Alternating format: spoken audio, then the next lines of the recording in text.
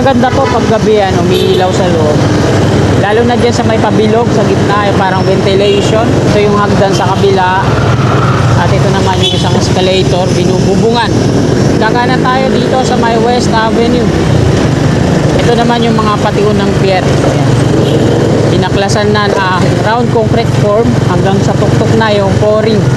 Dito naman sa pangalawang mag-partner, ayan, may mga net at round concrete form nang in-install. Maliban dito sa pangatlo, rebar cage pa rin at hindi pa in-installan. Ito na po yung pinakadulo.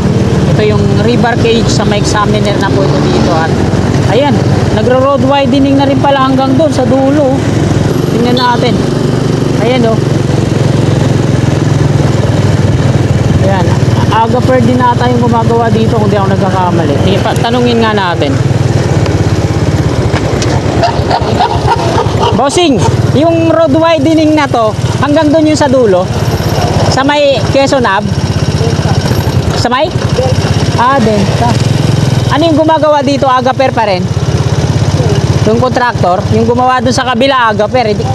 Hindi na ibang contractor na? Na yung pinakadulo, mga kasigap. Hanggang dito. So Quezon Avenue na yan. Pakanan, patungong Spanya.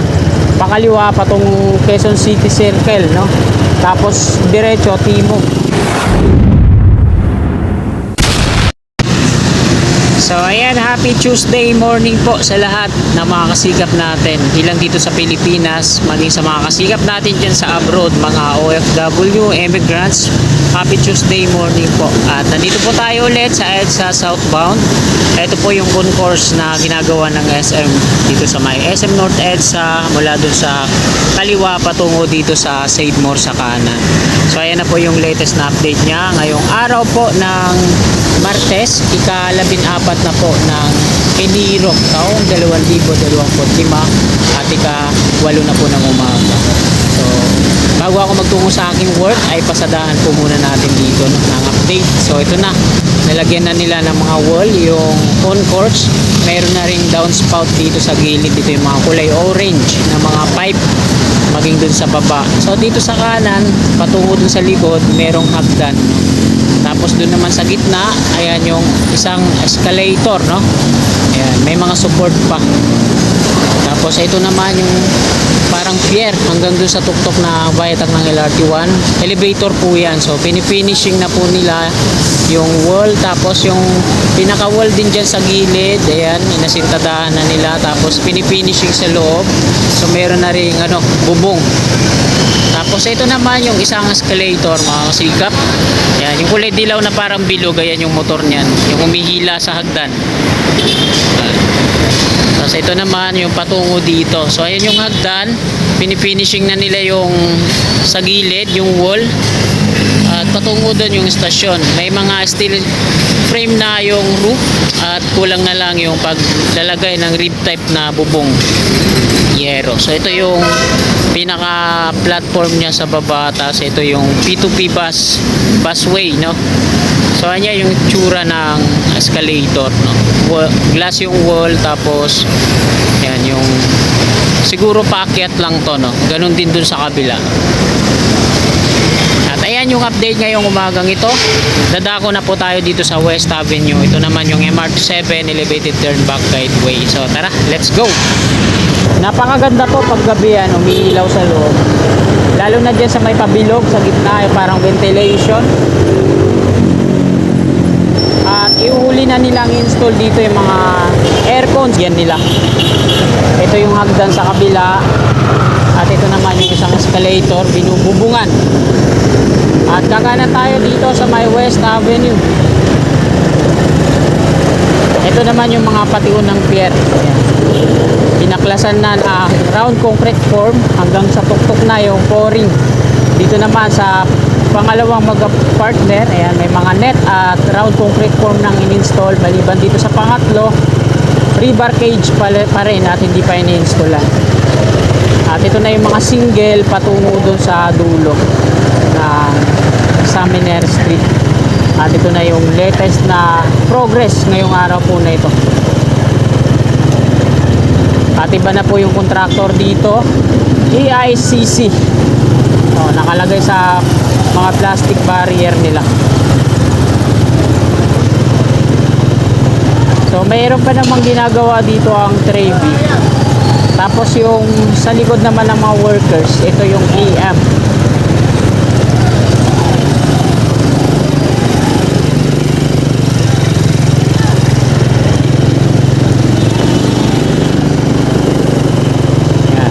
Nagkaroon ng kaunting paghinto dahil may lifting na ginagawa dun sa unahan. Ito yung malalaking rebar na inaakyat dun sa taas.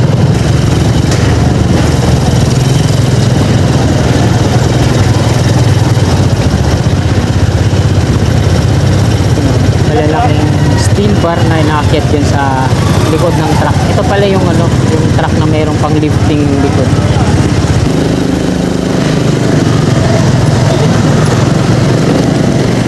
Pwede daw dito dumaan.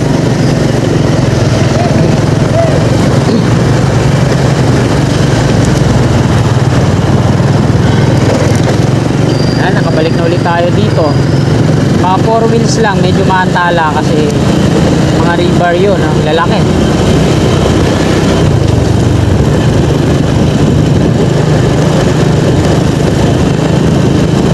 Hanggang doon na po sa dulo yung mga rebar cage alignment na to.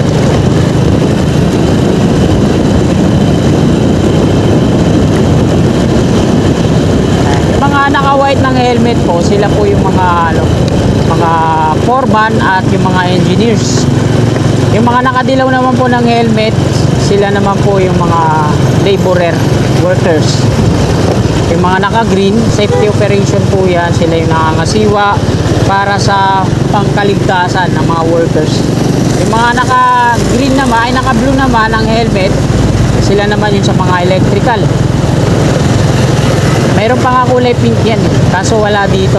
Puro yung mga workers, mga lalaki. Wala akong nakikita mga babae. Maliban dun sa mga engineers, may nakikita ako dito mga babae. Pero naka white helmet yung mga yan.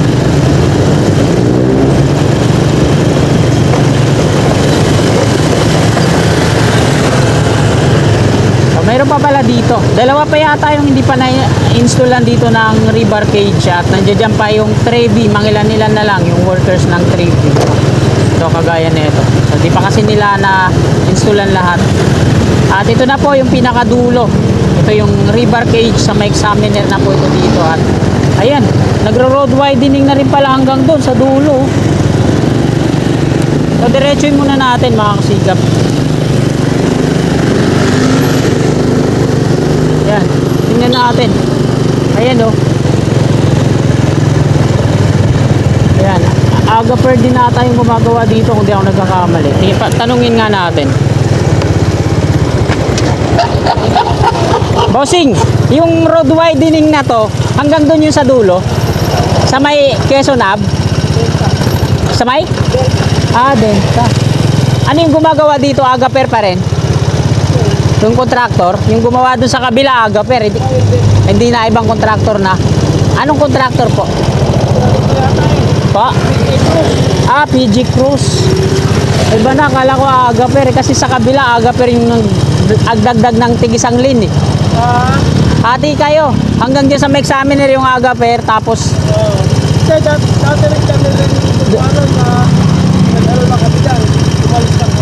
okay.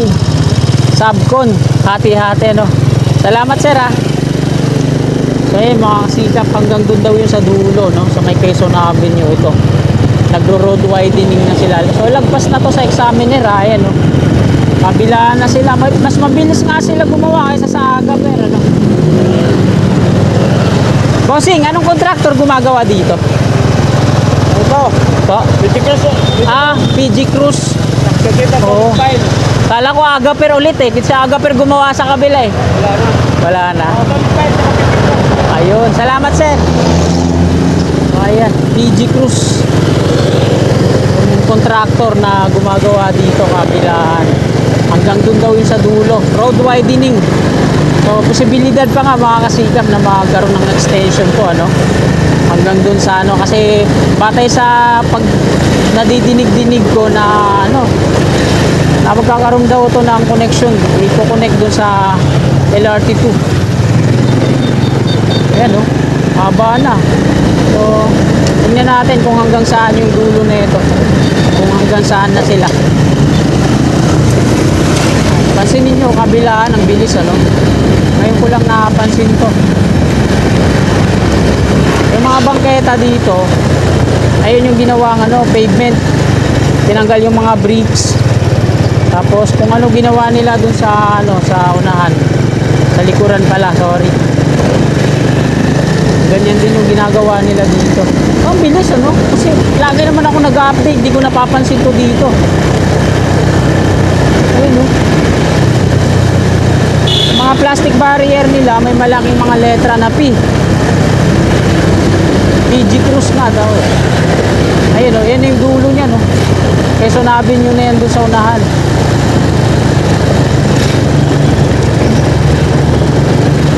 Yan, hanggang dito na nga sa dulo, tapos na.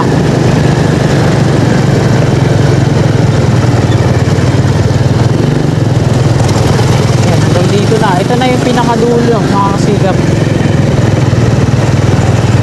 Hanggang dito. So Quezon Avenue na yan. Pakanan patungong Spanya, pakaliwa patungong Quezon City Circle no. Tapos diretso timog. Yan, hanggang dito na sila. Ayan, babalik ako sa EDSA. Doon naman tayo kukuha ng update. Dito yung tayo. Alright.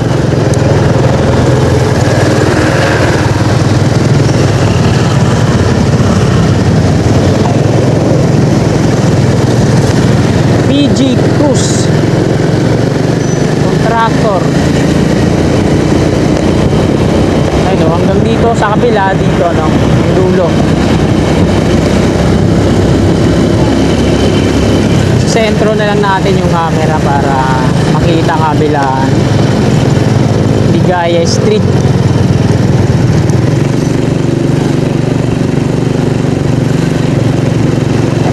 Hindi na nila ano no, hindi na nila na-renovate yung mga drainage kagaya ng ginawa doon sa kabila. Bago nila gawin yung pavement dito sa ano, ni-restore muna nila yung pavement. Ni-renovate, pinalaki yung dating round culvert. Round culvert pa din naman, kaso nila lima na at mas lalong pinalaki. Ito diretso pavement na sila kaya mabilis ano yung ginawa nila. Napakaliwalas na dito.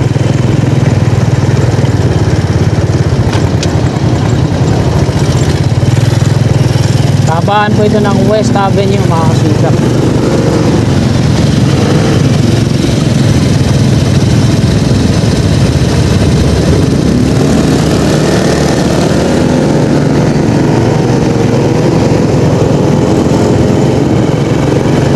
Dami mga maliliit na ano, round culvert.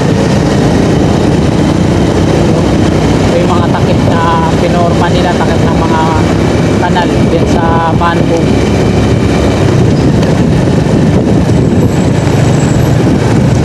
Dito naman yung nakasulat sa mga plastic barrier. So dalawa daw yung contractor dito batay sa pagkakasabi niya kanina. Magkatuwang. So dito ata sa kabila iba, tapos dito sa kaliwa kanan iba naman. Ito muli yung Examinary Street.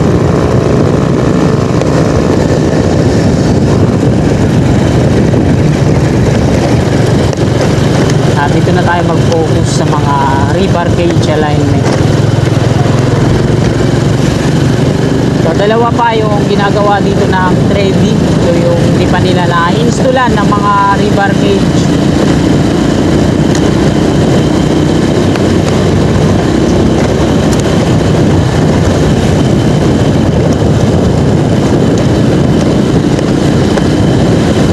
Ito yung pangalawa.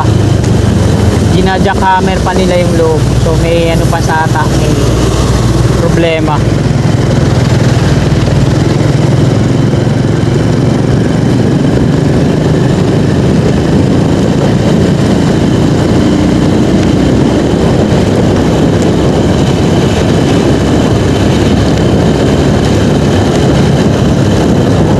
May mga nakadilaw ng helmet. Sila yung mga workers, laborer. naman yung naka-green angkas nakasalubong natin.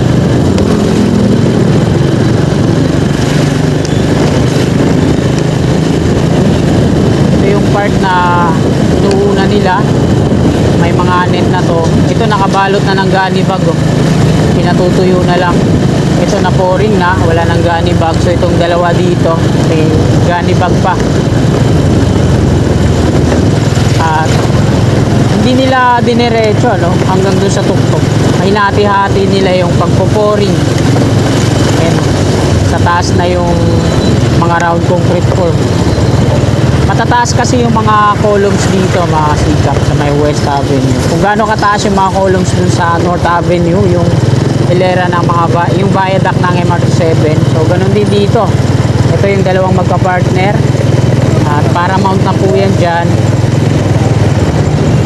At ito naman yung dito na sa EDSA southbound. So napakalayo ng distansya sa kabila. Ang pagkasabi nga nila ay balance cantilever daw yung gagawin dito. Kaya ganyan. So parang napakataas po ng magiging viaduct yan. Dito naman sa Unified Commu Station, ito gumagawa sila ng footbridge. Ayan.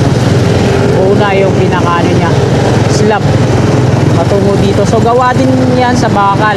Halos lahat naman bakal. Ito, parang elevated walkway yung gagawin dito, no? Connected sa doon sa footbridge patungo dito, no? Yung footbridge sa likod natin. Connected dito sa Unified Commu Station. So pag nag-operational na to, ito na yung pinakaunang stasyon ng LRT1 at MRT3.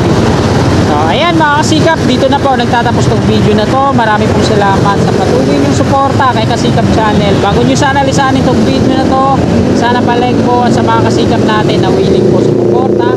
Ayan, click lang natin subscribe dyan sa baba sa gawing kanan. Katabi niyan. Bell po natin para always updated po lagi tayo sa mga bagong upload. Magandang umaga po, lagi po tayo mag-iingat at God bless po sa ating lahat.